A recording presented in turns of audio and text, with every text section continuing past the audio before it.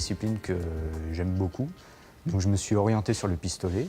Et avec les résultats que je faisais, j'ai été poussé par ceux de mon club pour faire un petit peu de compétition. C'est un tout. Déjà, c'est un sport à la fois individuel et collectif, parce qu'on est là pour notre propre performance, mais aussi pour essayer de soutenir ceux du club et de créer une certaine rivalité pour se pousser vers le haut. Ça demande beaucoup de concentration et de rigueur.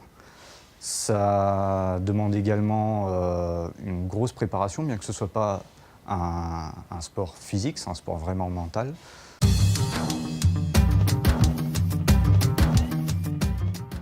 La carabine, moi, c'est un sport que j'aime beaucoup parce qu'il y a le fait de se projeter à travers la lunette au-dessus du canon pour aller chercher la cible qui est au bout.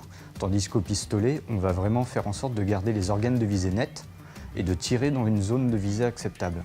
Donc c'est pas du tout la même manière de tirer, c'est pas la même appréhension sur l'arme aussi. C'est deux sensations différentes, mais qui sont toutes les deux très plaisantes.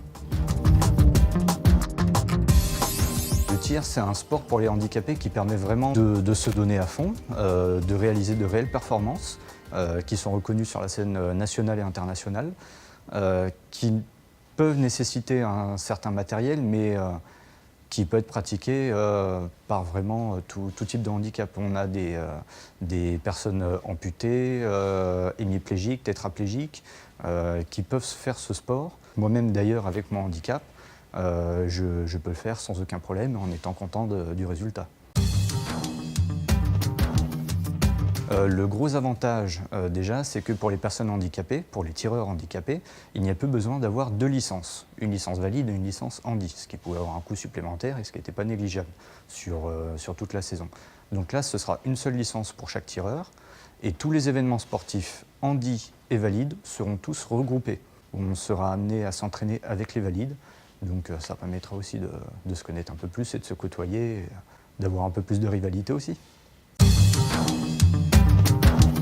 D'avoir été sélectionné, c'est un honneur déjà, de se dire qu'on est choisi parmi les meilleurs pour essayer de représenter la France sur la scène internationale. Donc ça rajoute un peu de pression forcément, mais il faut la mettre de côté et la transformer en bon élément pour battre les autres.